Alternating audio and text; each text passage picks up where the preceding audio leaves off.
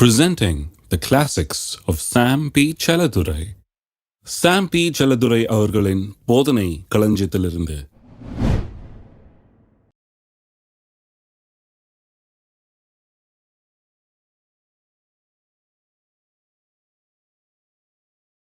புதிய உடன்படிக்கையின் ஜெபத்தின் மாபெரும் மேன்மைகள் என்பதை குறித்து போதித்து வருகிறேன். அதில் முதலாவதாக இயேசுவின் நாமத்தை குறித்து போதித்து வருகிறோம். இயேசு உயிர்த்தெழுந்து பரமேறினவுடன் ஆதி திருச்சபையிலே இந்த நாமத்தை குறித்து ஒரு பெரிய மரியாதையும், இந்த நாமத்துக்கு கொடுக்கப்பட வேண்டிய கனமும் மரியாதையும் எப்படிப்பட்டதாக இருக்க வேண்டும் என்று ஒரு பெரிய உணர்வு இருந்தது அவர்கள் மத்தியில். நிருபங்களுக்கு சென்று உங்களுக்கு இயேசுவின் நாமத்தை குறித்து சில காரியங்களை உங்களுக்கு எடுத்து காண்பிக்க விரும்புகிறேன்.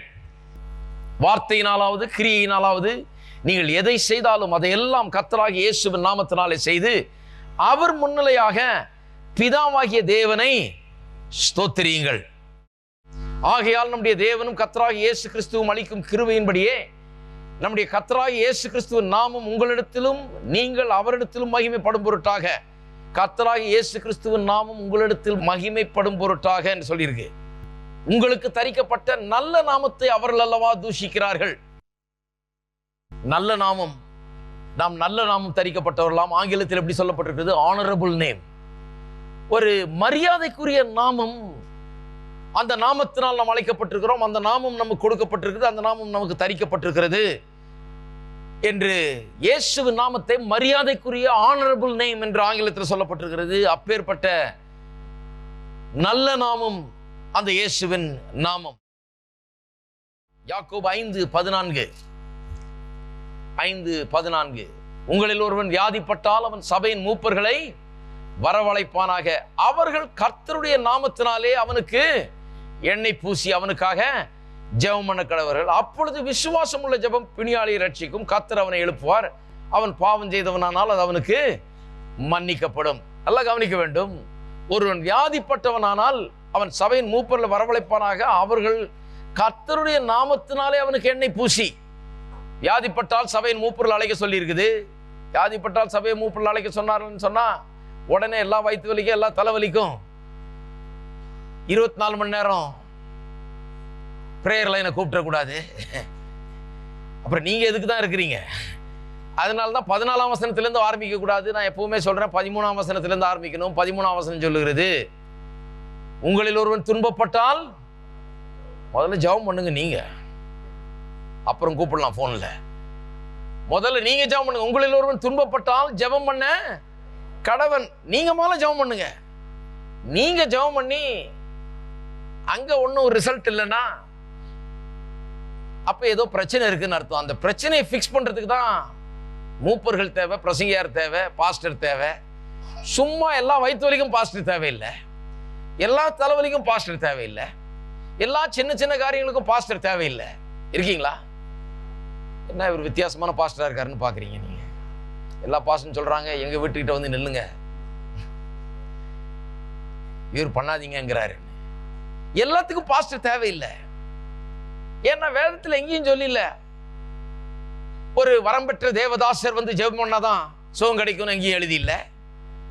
வேத வசனம் சொல்லுகிறது, நீங்கள் தேவனுடைய பிள்ளைகளா இருக்கிறீர்கள். இன்னும் கேட்டா யோவான் 16ஆம் அதிகாரம் 26ஆம் வசனம் வாசித்தேன் இல்லையா?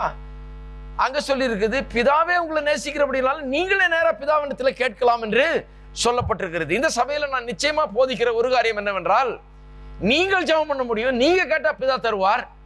நான் கேட்டா எந்த அளவுக்கு செய்யறாரோ அதே விதத்துல நீங்கள் கேட்டாலும் செய்வார் என்பதை உங்களுக்கு அறிவுறுத்த விரும்புகிறேன். நான் கேட்டாலும் செய்வாரு. நான் ஜெபம் பண்ணி இப்படி ஆச்சு, நான் ஜெபம் பண்ணி அப்படி ஆச்சுன்னு இல்லை. நான் ஜெபம் பண்ணி நிறைய ஆயிருக்குது, நீங்க ஜெபம் பண்ணி ஏதாவது ஆயிருக்குதா? நான் ஜெபம் பண்ணா உங்களுக்கு ஆகும்னு சொல்றதுக்கு நான் ஒரு பிரசங்கம் பண்ண வேண்டிய அவசியம் கிடையாது. நல்லா யோசித்து பாருங்க. நான் எதுக்கு இவ்வளவு கஷ்டப்பட்டு பிரசங்கம் பண்ணிட்டு இருக்கிறேன்னா, நான் ஜெபம் பண்ணா எனக்கு ஆகும்னு எனக்கு தெரியும், நான் அதை அனுபவிச்சிருக்கிறேன். நீங்கள் ஜெபம் பண்ணால் உங்களுக்கு நடக்கும் என்பதை உங்களுக்கு கற்றுத்தரதான், உங்களுக்கு போதிக்க. நீங்க ஜெபம் பண்ணா உங்களுக்கு நடக்கும், எனக்கு நடக்கிறது போலே உங்களுக்கு நடக்கும். எனக்கு என்ன செய்கிறாரோ அதையே உங்களுக்கு செய்வார். நீங்களும் நானும் வித்தியாசம் இல்லை அவருடைய பார்வையில. கர்த்தர் உங்களுக்கும் செய்வார் என்பதை வலியுறுத்தும்படியாக தான் நான் போதித்துக் கொண்டு வருகிறேன். அப்ப முதல்ல நீங்க என்ன பண்ணணும்?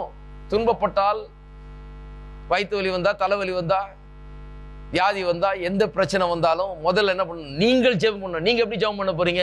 இதே நாமத்துல தானே ஜெபம் பண்றீங்க. உங்க ஜெபத்துக்கு என்னுடைய ஜெபத்துக்கு எந்த வித்தியாசமும் கிடையாது. நான் இந்த நாமத்துல தான் கேட்க போறேன், பெற்றுக்கொள்ள போறேன். நீங்களும் இந்த நாமத்துல கேட்டீங்கன்னா அப்ப யாரு கேட்கிறாங்கன்றது பொருட்டு அல்ல, எந்த நாமத்துல கேட்கிறோம்ன்றது தான் பொருட்டு. இருக்கீங்களா? அது கதையை மாத்திருது பாருங்க. நீங்க கேட்கிறீங்களா நான் கேட்கிறேனாங்கிறது பிரச்சனை இல்ல, எந்த நாமத்துல கேட்கிறோம். இயேசுவின் நாமத்துல கேட்கும்போது நீங்க நான் என்றது போய் இயேசுவே கேட்கிறது போல ஆகிவிடுகிறது. அதுக்கு தான் அந்த நாமம். ஆகவே ஒரு துன்பப்பட்டால் அவன் ஜெபம் பண்ண கடவன். நீங்க ஜெபம் பண்ணுங்க, நீங்க பதிலை பெறுங்கள்.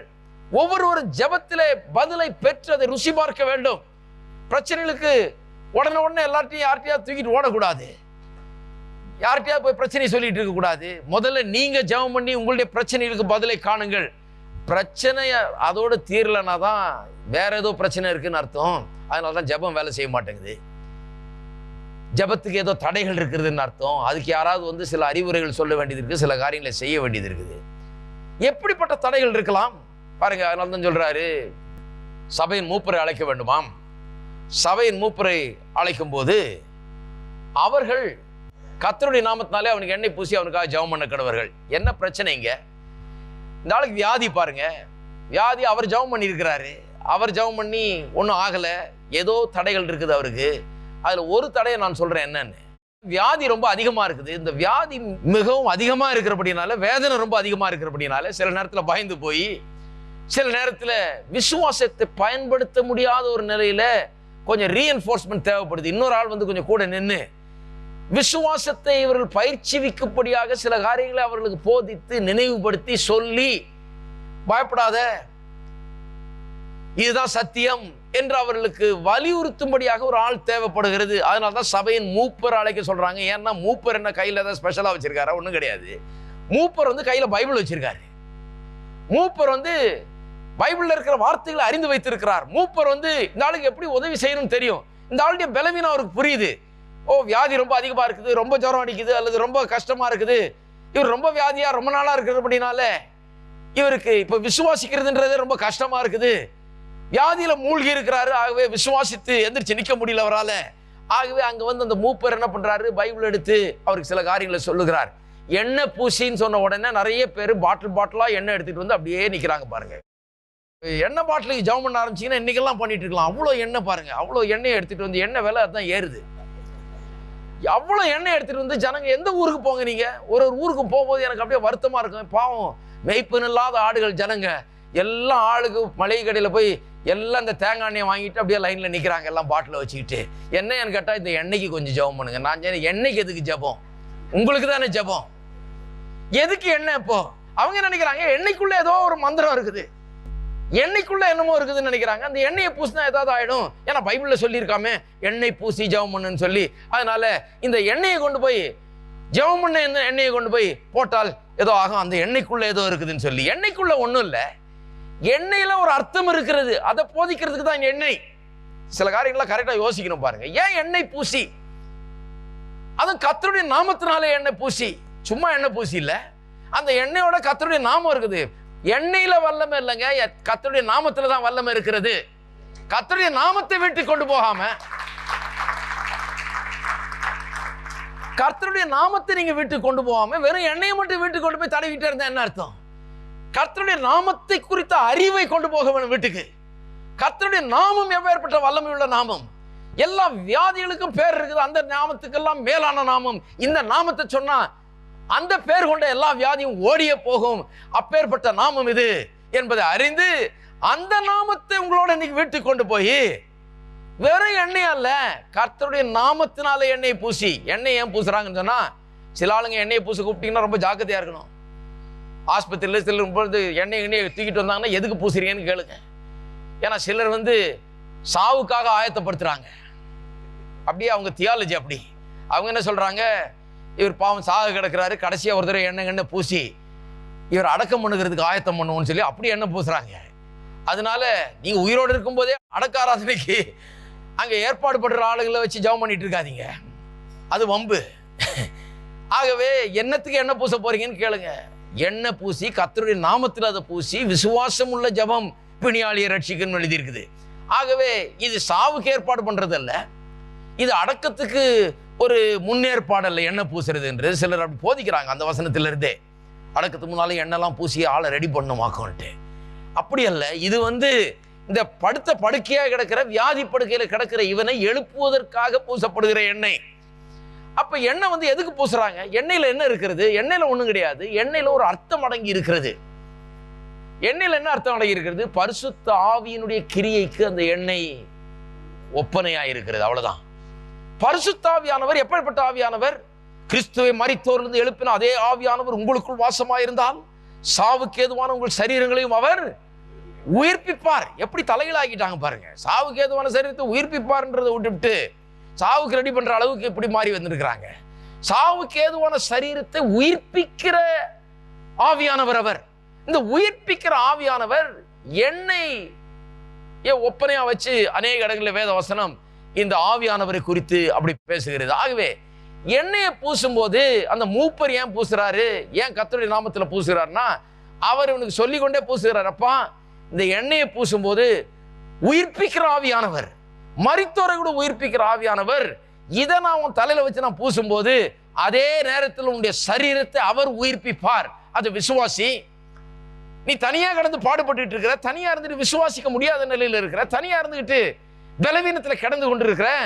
ஆனால் நான் இப்ப எண்ணெயை பூச போறேன். எண்ணெயை பூசும் போது பரிசுத்த ஆவியானவர் மீது இறங்குகிறார் என்பது விசுவாசி. உனக்குள்ள இருக்கிற ஆவியானவர் உன்னை உயிர்ப்பிக்கிறார் என்பதை விசுவாசி. பலன் கொடுக்கிறார் என்பது விசுவாசி. அப்ப அப்படி எண்ணெயை பூசி கர்த்தருடைய நாமத்தில் அதை பூசி இயேசுவின் நாமத்தை அங்க உபயோகப்படுத்துகிறாங்க. ஆவியானவருடைய கிரியை அங்க நினைவுபடுத்துகிறாங்க. அதனாலதான் சுகம். இருக்கீங்களா? அதனால சும்மா வெறும் எண்ணெயும் ஆர்டர் பண்ணிட்டு இருக்க கூடாது. வெறும் எண்ணெயை ஜெபம் பண்ணி வச்சுட்டு இருக்க கூடாது. என்ன பண்ண வேண்டும்? அது மூப்பர் வரும்போது ஏன் எண்ணெய் பூசுறாருன்னா, உங்களுக்கு அந்த நேரத்தில் சரியா சிந்திக்கக்கூடிய நிலைமையில இல்லை.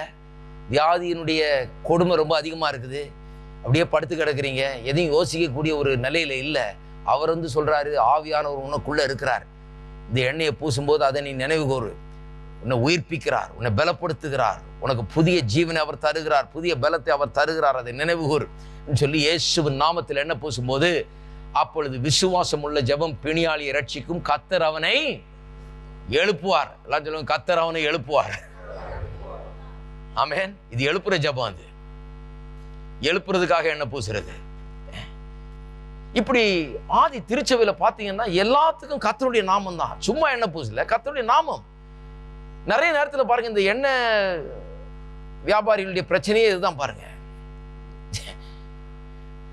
கர்த்தருடைய நாமத்தை பெருசுபடுத்துறது கிடையாது, எண்ணெயை பெருசுபடுத்திட்டு இருக்கிறாங்க.